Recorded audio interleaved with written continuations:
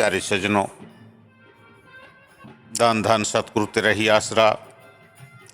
आज हम एक बहुत ही अच्छे विषय पर चर्चा करने जा रहे हैं कि आखिर हम इस धरती पे, हम इस संसार में क्या लेने आए हैं और हमें आने का मकसद क्या है। यह संसार हमारा असली घर नहीं है, यह केवल कर्मों का खेत है जहां हम अपने कर्मों के हिसाब को चुकाने के लिए आते हैं। जो कुछ हम यहाँ देख रहे हैं वह अस्थायी है और नाश्वर है। इस संसार की कोई भी चीज़ हमारे अंत समय में हमारे साथ नहीं जा सकती, चाहे उसे पाने के लिए हम सारी जिंदगी ही क्यों ना लगा दें। केवल शब्द और सतगुरु जी हमारे हमेशा साथ रहने वाले हैं और हमें चाहिए कि इन दोनों के महत्व को हमेशा याद रखें। स्वामी जी महाराज ने हमें समझाया है कि केवल शब्द और सतगुरु ही जीव के सच्चे दोस्त और रिश्तेदार हैं या शुभचिंतक हैं। इसलिए हमें उनके साथ संबंध रखते हुए प्यार करना चाहिए।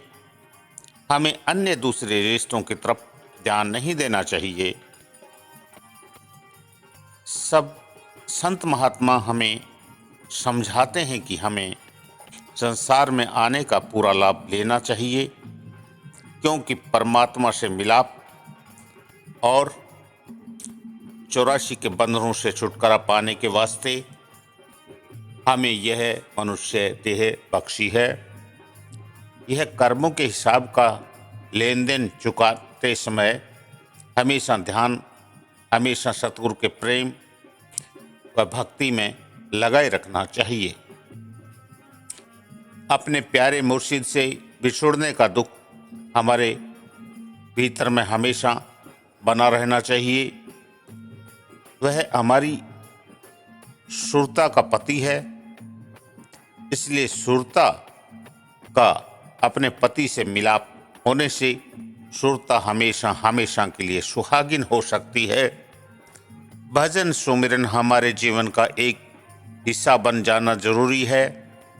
हमारे प्रत्येक कार्य में संत मत की झलक होनी चाहिए। हमारे प्रत्येक कर्म द्वारा ऐसी एक मधुर माहौल का निर्माण होना जरूरी है जिससे हमारा भजन सुमिरन बन सके और हम परमात्मा की दया मेहर के लायक बन सके। हमारा संपूर्ण जीवन इसी के लिए समर्पित होना चाहिए।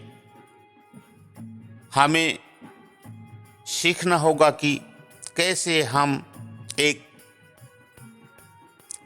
तमाशा देखने के दर्शक की तरह इस संसार के तमाशे देखते रहें और अपने को इंद्रियों के भोगों में ना डूबने दें। अपने सावधानी से अपनी नज़र अपने उद्देश्य पर रखें, जिससे कि हम संसार में रहकर संसार के ही ना बन जाएं।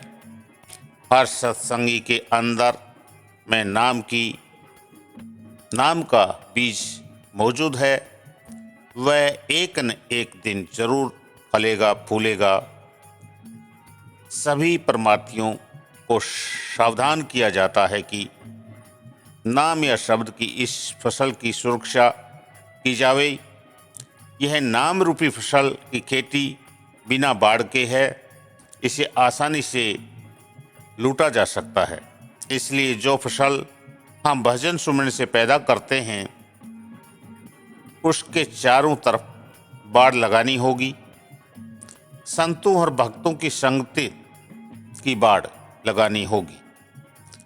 सत्संग वह अवैध किला है जो चोरों और डाकुओं से हमारी इस रूहानी दौलत की रक्षा करेगा। शब्द व अभ्यास से हमारे अंदर जो शक्तियां जाग उठती हैं उनका हमें कभी भी अहंकार में आकर दिखावा नहीं करना चाहिए, कभी भी करामातें नहीं दिखानी चाहिए। अगर हम इस रूहानी दौलत की रक्षा करेंगे, इसे संभाल कर रखेंगे, तो यह परमात्मा की दया से हमेशा बढ़ती जाएगी। हमें प्रतिदिन ऐसा माहौल बनाकर रखना है जिसमें हमारा सुमिरन हर्ष में बढ़ते हुए प्यार मोहब्बत के साथ होता रहे। हमें इस मार्ग पर अटल रहते हुए संतों के उपदेशों के अनुसार अपने आप को ढालना चाहिए, जिससे हम सतगुरु की दया मेहर व खुशियाँ पा सकेंगे और हम परमात्मा के दरबार में जाने के योग्य बन जाएंगे।